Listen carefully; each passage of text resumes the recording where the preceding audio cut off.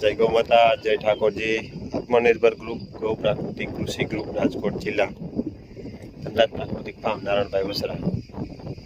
ચાલો મિત્રો, મગફળી બતાવું। અને કાલે ફૂલ અનલોડ વરસાદ હતો અને મગફળીમાં જ એક પણ હાથી નથી હાલેલું। અને મગફળી જો સમયસર વરાપ થઈ જાય તો વાંધો ન આવે, નહીતર ઘણી બધી તકલીફો આપણે લેબર ચાર્જ ને બધી વધી જાય અને પ્રાકૃતિક કૃષિમાં, કેમ કે આપણે કોઈ પણ પ્રકારની દવા કે એવો કોઈ છંટકાવ ન કરી શકતા હોય। હજી તો વાંધો નથી, સમયસર જો હજી વરાપ થઈ જાય, હાથી હાલીને કોઈ એટલું બધું નિંદામણ હજી થયો નથી એટલે વાંધો ન આવે। તો ચાલો તમને મગફળી બતાવું। અને હજી વરસાદ રહ્યો છે ને મેં કીધું ખેતરમાં પહેલાં કુમરો મારી લઈ, પાછો વરસાદ આવે તો આમાં કંઈ નક્કી ન હોય।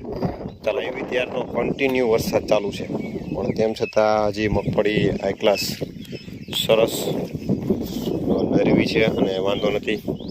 અને હજી પાણીના જાબલા હજી ક્યાંક ક્યાંક ભર્યા છે। થોડુંક વરસાદ રહી ગયો એટલે મેં કીધું પરબારું સીધું આપણે પહેલાં કુમરો મારી લઈ ખેતરમાં અને પછી જાય। એટલે નિંદામણ ક્યાંક ક્યાંક દેખાવા માંડ્યું છે, જો દેખાતું હશે। એટલે વહેલા સમયસર જો હજી વરાપ થઈ જાય તો વાંધો ન આવે, તો હાથી હાલી જાય તો એટલું બધું તકલીફ ન પડે। નહીતર થોડુંક લેબર ચાર્જ વધી જવાના ને એવા પ્રશ્નો રહેશે। પેલી બાજુની પણ તમને મગફળી બતાવું, જે આપણે પહેલાં વાવેલી છે એ ઘણી બધી વસ્તુઓ પ્રાકૃતિકમાં એવું લાગતું હોય કે સહેલું અને સરળ છે, તો એમ પ્રાકૃતિકમાં સહેલું અને સરળ પણ નથી। કેમ કે આમાં નિંદામણનાશક દવા પ્રાકૃતિકમાં આવતી નથી, એટલે એ મોટી તકલીફ છે। અને આમાં જે બધા કાર્યો કરવાના હોય, એક તો ભાગ્યવાળા કેવા કોઈ માણસો મંડાય નહીં, એટલે હાથ જ બધું વાવવાનું બધું કરવું પડે, એટલે આવા બધા સમસ્યાઓ આવે। અને પેલી બાજુની મગફળી દેખાડું તો એમાં તો આપણે ક્યાંય નાનું એવું ખેતર છે ને એમાં ક્યાંય ફૂલ ઢાળવાળું છે, એટલે એમાં તો આના કરતાં પણ સારામાં સારી દેખાય છે।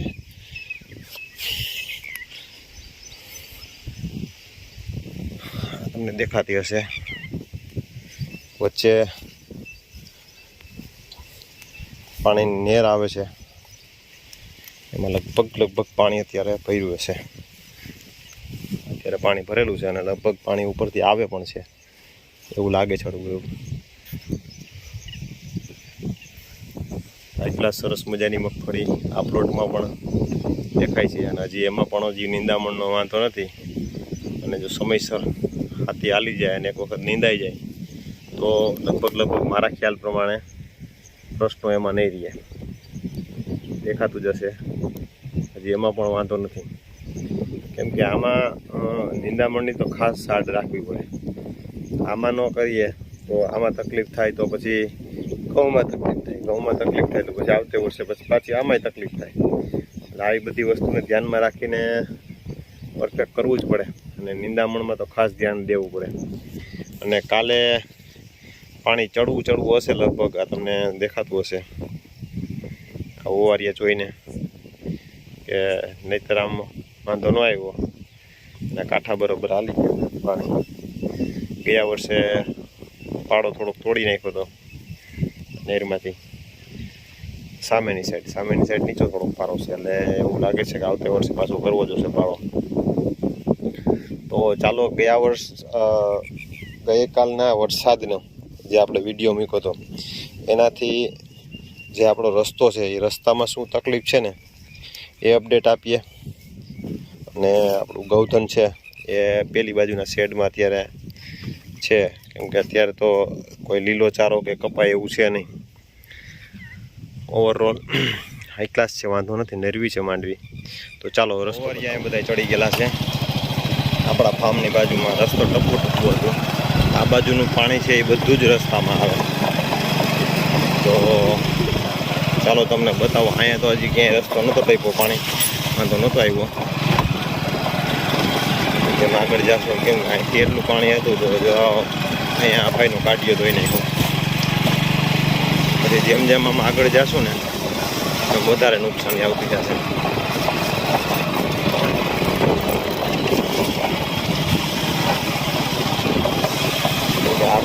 બાજુની સાઈડ છે ત્યાં બધી ઓલી નહેર આવી ગઈ હતી, બધાનું પાણી એમાં નહેરમાં આવી જાય એટલે પાણીમાં ખેતરોમાં પાણી ન આવે એટલે આપણે એમાંથી આપણું પાણી નહેરમાં આવી જાય, ઉપરનો વારાનો ઉપરનું નહેરમાં પાણી વહી જાય અને આવી રીતે આમ ખેતરાઓ પાણી આ બાજુના છે એ બધા પેલા ખેતરાઓ પાણી એકબીજાના ખેતરો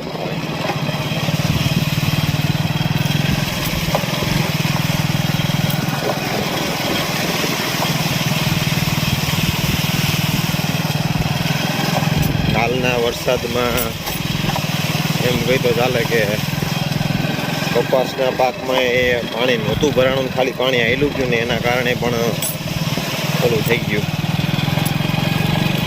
પાંદડા ભરી ગયા ને એવું બધું.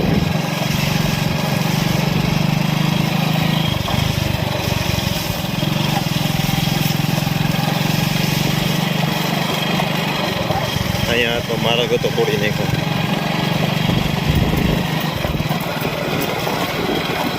ક્યાંક ક્યાંક જગ્યાએ પાણીએ માર્ગ કાપવાનો પ્રયત્ન કર્યો પણ વાંધો ન આવ્યો.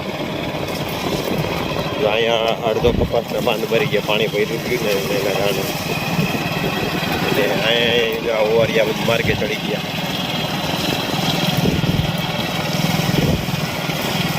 અહીંથી પાણીએ વધારે પડતું નુકસાન કરવાનું ચાલુ કર્યું. અહીંયા આ ખેતરમાં ભાઈનો કપાસ લગભગ અડધો વયો ગયો હતો, દેખાતું હશે. અને અહીંયા સુધી હજી માર્ગમાં પાણી નહોતું. હવે આગળ આ ખેતર પૂરું થશે ને જ્યાં પાણી કપાસ વયો ગયો.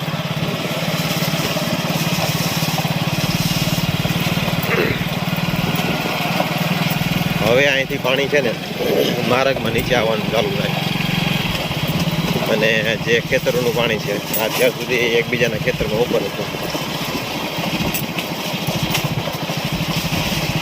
નોર્મલી વરસાદ હોય તો વાંધો ન આવે, અહીંથી વરસાદે એટલું પાણી આવ્યું એથી માર્ગ કાઢી નાખ્યો. ટુ વ્હીલ માનમાં ના લેવું થઈ ગયું. અહીંયા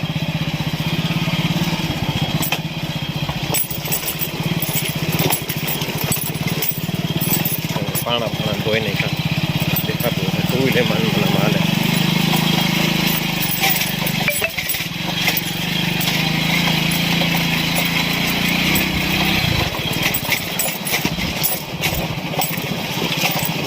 કાલે સવારે આમાં લગભગ પાણી એમ માનો ને કે ગોઠણ ઉપર પાણી, એટલે કે લગભગ 1.5 થી 2 ફૂટ પાણી હશે. રસ્તાની કડું તમે જોઈ શકતા હશો. ખેડૂત હોય એને લગભગ ખ્યાલ જ હોય.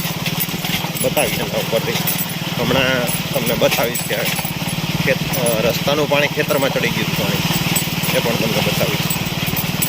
ટુ વ્હીલર આરામથી આવેલું છે તો એની બદલે નાખી નથી શક્યા. અને નોર્મલી પાણી હજી જે ઉપરવાસના ખેતરનું પાણી છે ને હજી ચાલુ છે, કેમ કે વરસાદ થોડીક વાર પહેલાં હજી પડ્યો ને એના કારણે ધીમે ધીમે થોડું થોડું થતાં વધી જાય પાણી.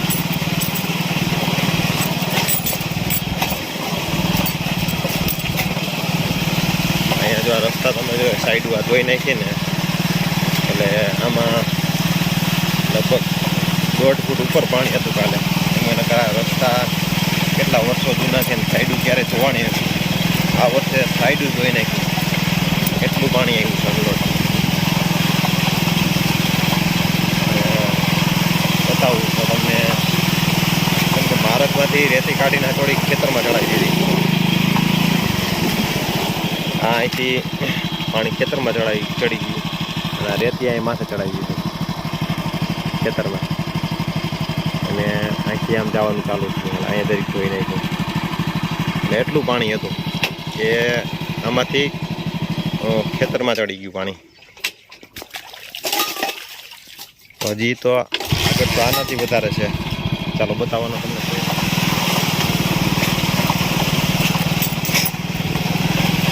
આ બધું ધોવાણ કરી નાખ્યું છે, કેમ કે આ જો આપણી સાઈડ તમને દેખાતી હશે રસ્તાની.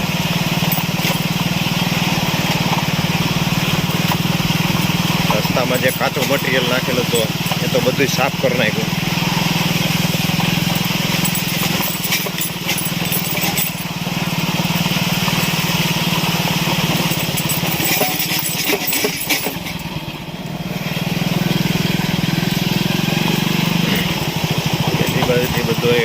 લઈ અને ક્યાંક અહીંયા અને ક્યાંક રસ્તાની બહાર કાઢી નાખ્યો. આવી રસ્તાની હાલત કરી નાખી છે. અહીંયા આવતા તો કાલે લગભગ 1 ફૂટ ઉપર પાણી હશે.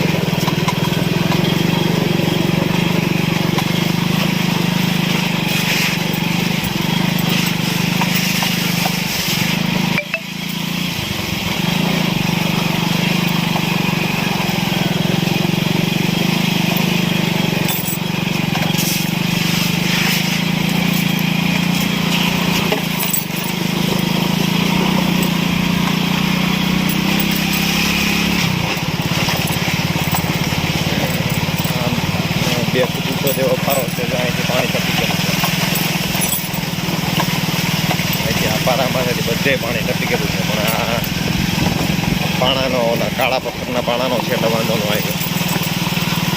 રસ્તામાં ત્યાં બધો ડૂચો કાઢી અને બારે ખુલ્લા રસ્તા સુધી નાખી દીધો. આટલું પાણી અનલોડ પાણી હતું બારે સુધી. આ ગૌચર જમીન છે, અહીંયા સુધી પાણી પહોંચાડે. રસ્તા બધો ડૂચો કાઢીને પહોંચાડી દીધો. ખેતરનું જ પાણી હતું, પણ વરસાદ કાલે અનલોડ પાણી હતું, એના કારણે થઈને આ આટલું સર્જાણું. અને પાણીના કારણે રસ્તામાં અહીંયા ઓપન ખુલ્લું પાણી પડી જાય, પણ અહીંયા પણ ધોઈ નાખેલું. તો હવે આ રસ્તો ત્યાં સુધી જોયેલો અને અહીંથી ક્લિયર એન્ડ કટ